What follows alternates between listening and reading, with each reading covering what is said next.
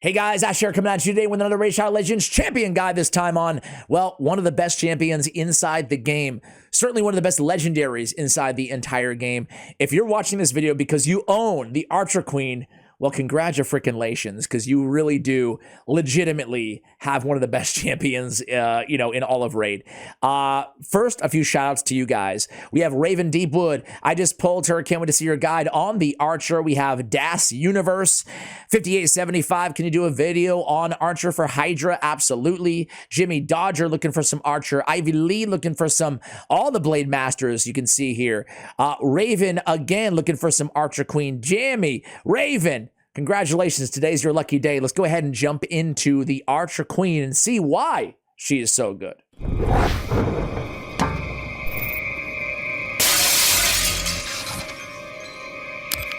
All right, guys, so here she is in game. She looks freaking awesome, just like all the Monster Hunter collabs do.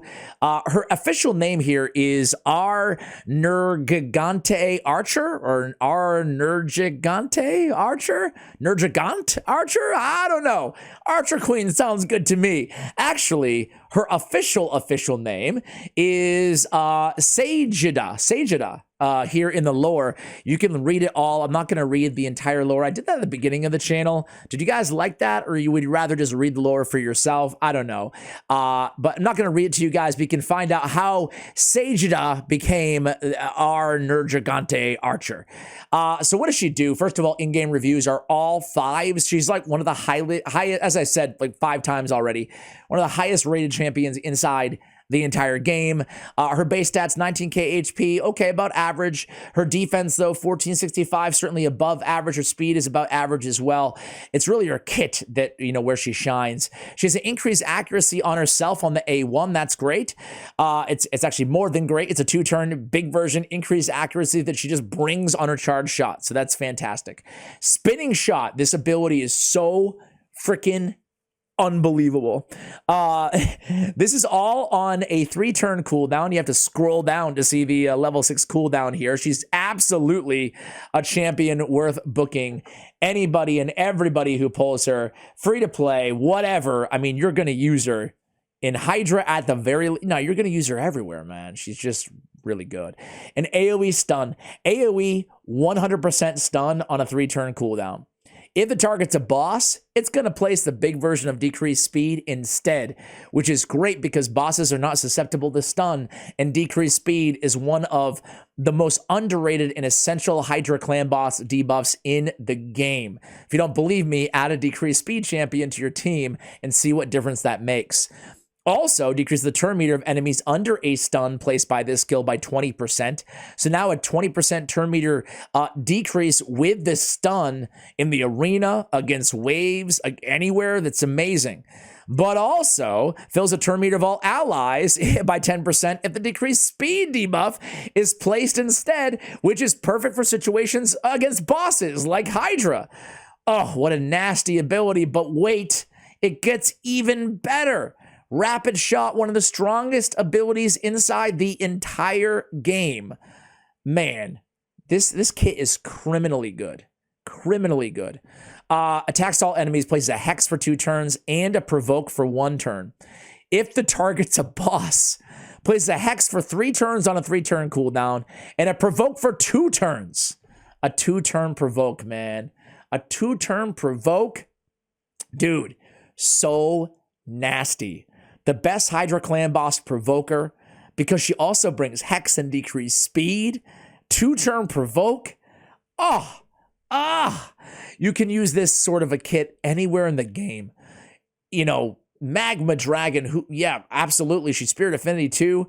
It doesn't even matter. Like, wave content, any dungeon content. She's defense based. She's not squishy.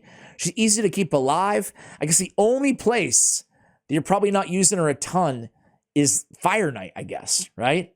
Or like Bommel, like some niche, areas. But just, overall versatility is insane. Heals all allies by 10% of their max HP when attacking enemies under a Hex. Oh my God. So strong. Heals all allies by 10% of their max HP whenever she attacks enemies under Hex. Multiple champions on the team by this skill, only one will activate. Increases champion's defense by 5% each time this champion receives a hit from an enemy under Hex. Stacks up to 30% increased defense built in through the passive, dude. I mean, I don't need to tell you guys, but that's like 400 extra defense that we're stacking on. That's really, really strong. I mean, everything about her kit is insanely strong. Increase allied defense by 30%. Actually, increases champion's defense by 5%. I stand corrected. It's 5% of her total defense, not just her base. So 30% of her total defense, it's a weak version of increased defense just on her passive, right? Defense and judgments by 30% on the aura. Wow. Man, I've been playing with Archer Queen now for a month or whatever, and reading the entire kit, and just kind of going over it with you guys just like that, it's still staggering how incredibly good she is. So listen, I'm going to go ahead and show you the build that I have her in. This is my favorite build for this champion by far. I'm sure a lot of you guys can guess. Sometimes I like to go a little bit outside the box with you guys, but I'm going to keep it simple. I'm going to keep it the best build today. Before we share everything about that, hellhades.com gives Archer Queen a perfect 5 out of 5 rating. I want to say they only give around, 15 to 20 champions. Last time I looked, it was 12, but I'm sure a couple mythicals have jumped up there as well. So around 15 champions in the game get a full 5-star. Look at her ratings. Spider hard, Dragon hard, Ice Golem hard, Ice Golem normal, Dragon normal, Spider normal, all 4 stars or higher. Hydra 5-star, Doom Tower Wave 5-star, Iron Twin 4-star, Magma Dragon 5, Nether Spider 5, Celestial Griffin 5, Scarab King, Frost Spider, Eternal Dragon 5. Whew. Dark Fae 5, why not, man? Seriously, she has turn meter control. She can CC your entire cloned team against Dark Fae. I don't know. What's up with the 2.5 against Dark Fae, huh? I would honestly give her like a 4.5 probably. Arena 4. Her multipliers are a 3 on the A1, a 3.1 on her first AoE, and a 3 on the second AoE. Does she hit hard? Yes. Can she do a lot of damage, especially bringing Hex to the table, like getting more damage out of everybody on your team? Yes. Is she predominantly a nuker? No. She's predominantly a control champion with damage added on, right? Okay, guys, so here's the build. I have her in Perception and Relentless, okay? This is not the perfect build. I mean, I love these sets. They're my favorite 2 sets, 4-piece and 2-piece to put on Archer Queen, but I'm not going to say that the gear choices are going to be the absolute best options, and we'll talk about why as we go through, right?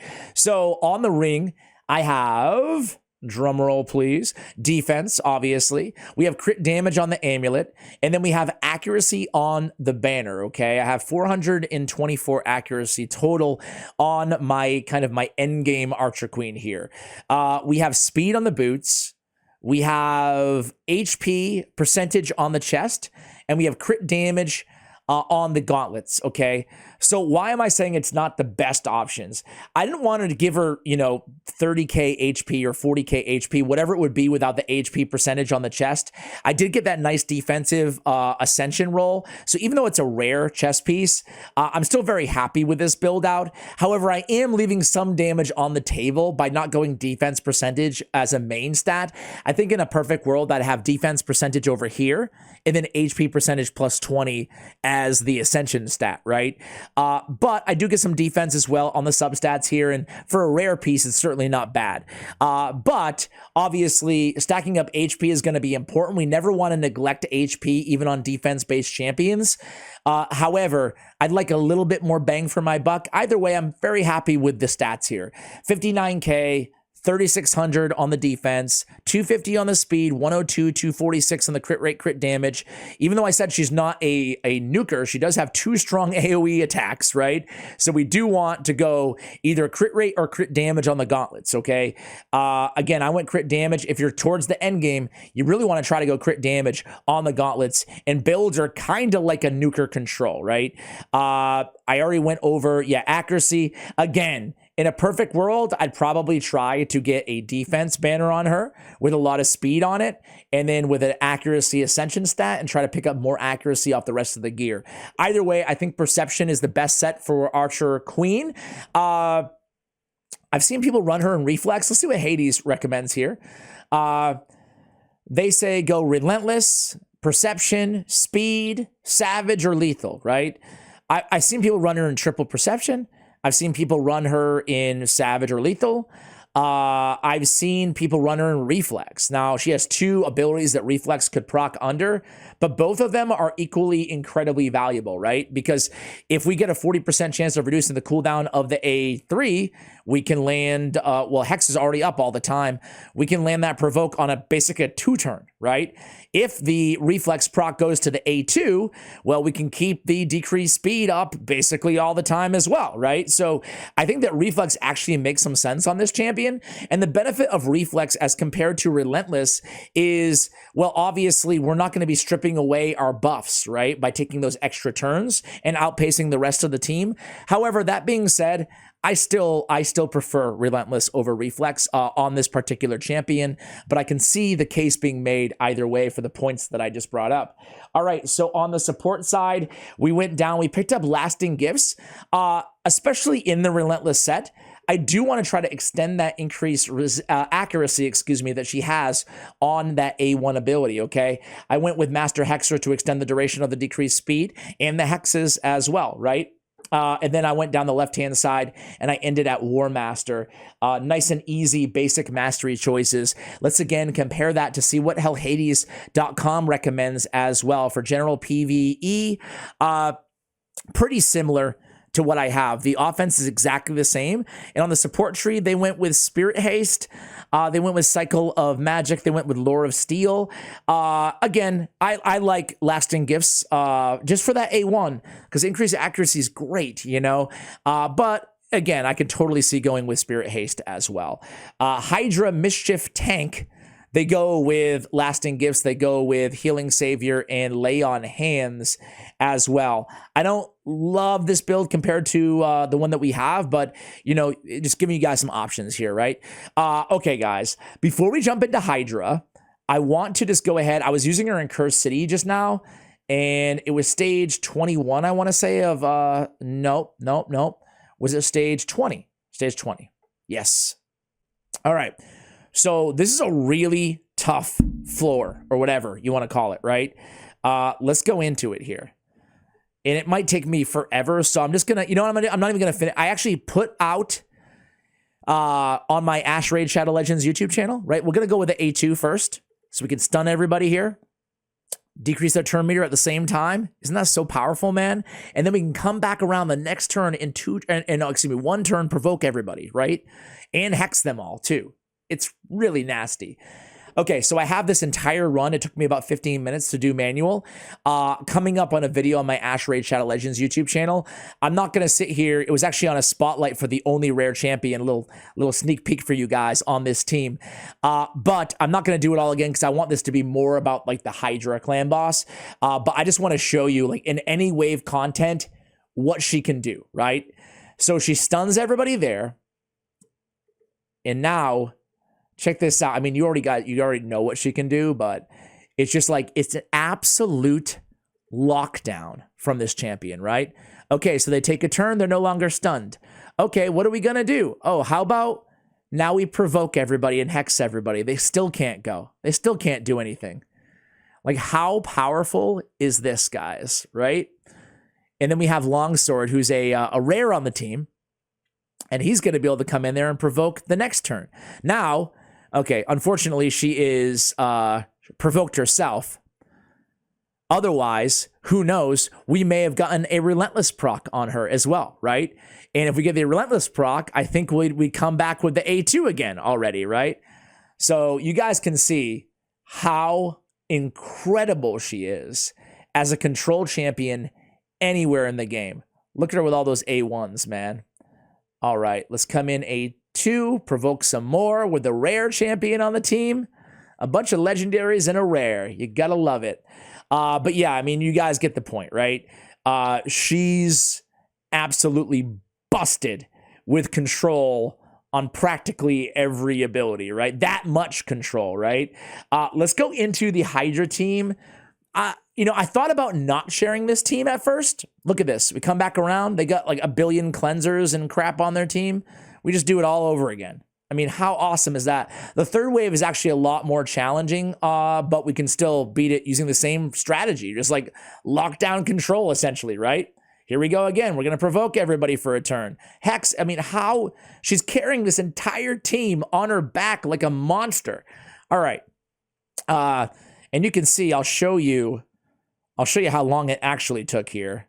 I might have been exaggerating with the 20 minutes, or actually I can't tell you how long. 213 turns, but using this exact team, right? Let me go ahead and I thought about not dumbing down, free to playing down the team that I normally use her on in Hydra. But truthfully, I think I'm just going to show you one of my main teams, right? So I can run her on 2 different teams, right? Or I can run her on any team, honestly. This is one team that I use her on sometimes, I can use like a Krisk in this spot as well, but she does so much better than Krisk, which is crazy to say. I'm not saying she's better than Krisk overall, but I mean, in Hydra she is, that's for sure, right? But the other team, which is not much more free-to-play friendly, unfortunately, is this squad. So this is the main squad that I use her on. Let's go ahead and watch her in action a bit here. Obviously, I'm not gonna stay with you guys the entire battle. But the cool thing is before, oops, that was an accident. Before we get too much into this particular team, it doesn't matter who you're using her with. She's bringing Hex, she's bringing Provoke, she's bringing decreased speed. She's bringing, turn meter increase on your team. You can use that sort of a skill set on any Hydra clan boss team. She's an amazing main provoker, but she brings so much more to the table as well. And, this is most important, I guess, is the 2-turn provoke, man. It's just like, you can't get that, it's so unbelievably good. All right, I like to start off with the A2 here. Go in with the debuffs. Go in with the Arbiter. I love Arbiter for Hydra as well. I'm sure I mention that all the time, but we go in there, 2-turn provoke. Boom. That's it. Head of Decay is absolutely done. He's out. Trunda goes and she does her thing. We come back in here. We reset the cooldowns. Now we can go in. We don't even need to do A2 here, but let's do it anyway. Let's switch forms with Geralt. Come in with the A2 here. Do some more damage. Speed boost again with Arbiter. Boss turn count 1 right now. 1. Go in. Now we can go with the A2. We still have a 2-turn provoke. We haven't even applied our decreased speed yet to everybody. Hey, we get an extra turn. Let's go with another big nuke. Now on Trunda, I like to come in with the Forge Rhythm next. And then next rotation, next time, we can go with the A2, right? Now, we kind of screwed up a little bit. I should not have used Duchess's debuffs there, but it's okay. You guys will get the point. It's not going to be a perfect run. We should have saved Duchess's A2 for right now, right? To set up Trunda with the A2 now. I think I'll still wait for it. Who cares? You guys want to see some Trunda damage. Why not, right? So what you want to do ideally is time things out so you can have like all your debuffs ready to go on the decapitated heads and start really trying to min-max that damage, right? So we're leaving a lot of damage off the table right now, but I still think it's better to get the Cloak of Ages with the debuffs on from Trunda. So here we go. Now we have the debuffs on. Now we'll speed boost, and now we'll go in here and look at 9 million to 40 million. Not bad, right? Not bad. I think it was worth the wait. So 4 turns, 40 million damage. Now we can decrease speed. It's really important to decrease speed on the Hydra heads, right? So check this out. We're going to speed boost right into Trunda again. Yep, let's reapply here. We got a weaken there. 1 woke up. 2 woke up. What a bummer. Still get some nice damage, 45 to 50. Sign me up. All right, guys. So you get the point, man. I cannot I don't know, underestimate. I can't over articulate, underestimate, whatever the phraseology is here, how powerful she is, right? With the decreased speed, yeah, it's important to just, you know, to mitigate the turn count of the bosses and everything like that. But it's also important to min-max the time that decapitated heads are decapitated to allow us more opportunities to get damage in because of the decreased speed, you know? 2-turn provoke, we got lockdown here. We're locked down, you know? Go in some forge rhythm, get some more damage. So I'm not going to sit here and auto this entire team. I'm actually going to go grab myself some lunch, and then I'm going to come back in and you know, what, half an hour or whatever it is, 45 minutes, and we're going to see how much damage, excuse me, this team is able to put out on full auto. So I will be right back. Stay tuned. All right, guys. So an hour and 10 minutes later, we are back, and the results did not disappoint. We have 1.3 billion damage, 1.3 billion damage. The queen herself pulls out 186 million overall damage. Trunda with 700K. Christia with 16 million. Lydia with 39 million. Arbiter with 5 million. And Geralt at 362 million damage total. Yes, we will keep that result. So guys, whether you're on Hydra Hard, Nightmare, it doesn't matter the difficulty. She's going to be an absolute stud for your team. So guys, I hope you enjoyed this guide. She really does do it all. So congratulations again. If you just pulled her, if you've had her for a few weeks or months, whenever you're watching this video, you have one of the best in the game. Guys, keep the champion guide requests coming in the comments below. Much love, and as always, take care, guys.